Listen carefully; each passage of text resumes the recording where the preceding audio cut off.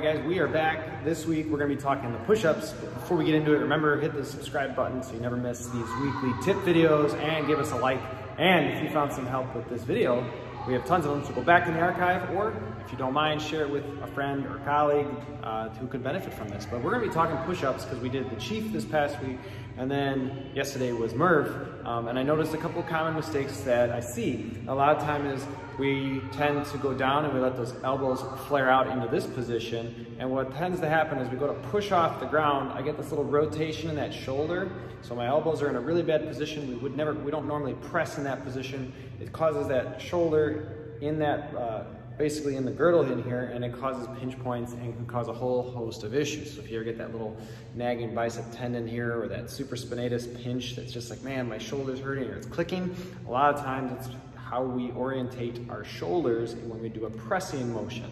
Okay, so in a bench press, if we're in a bench press, we don't normally bench this way, right? We want the bar to come down and we want elbows to go straight back. Same with a ring row. We want always elbows to go straight back. So we're working the lat muscles as opposed to squeezing in this position. There may be times where we go with a wide push-up, but it's not very common. The biggest problem that we see in a push-up, though, when we have those elbows not going straight back, like I said, is that rounding here in that front shoulder, and then I go to push off in that really bad position. You can see my shoulder blade here is tilted forward. That comes up here and pinches, and it causes a whole host of issues. Okay, so we're gonna go over this push-up position, and I'll show you how we want it. All right, so we have the camera on the ground, and what we're looking for is our hand placement. I like to turn so the thumbs are a little bit more forward as opposed to facing this way, right? So we're gonna turn our hands like we're screwing them into the ground, and then we wanna make sure that we twist so our elbow pits are forward, okay? If I don't have my elbow pits forward, what's gonna happen? My elbows are gonna go out to the side like that, whereas if I twist them into the ground, they're gonna go back, okay? So when we set up, we make sure we squeeze our legs, butt is active, so I'm squeezing my butt as well. Got those hands screwed into the ground.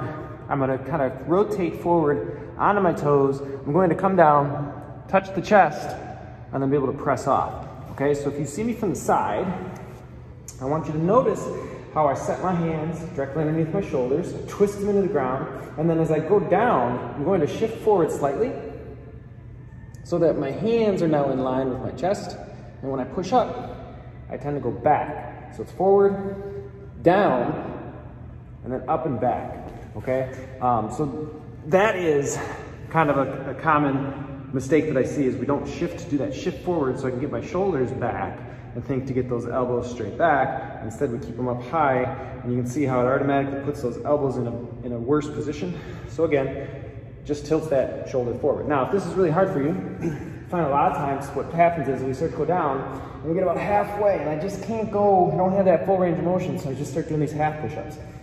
If we have to, just drop to the ground, okay? And then it's much easier to kind of squeeze those shoulders, screw them in the ground, and then push off. Okay, or we set up at the top of our push-up, get into those knees, and then we can do it that way, okay? So, hope you guys found some help in this. Master those push-ups. We'll see you guys next week.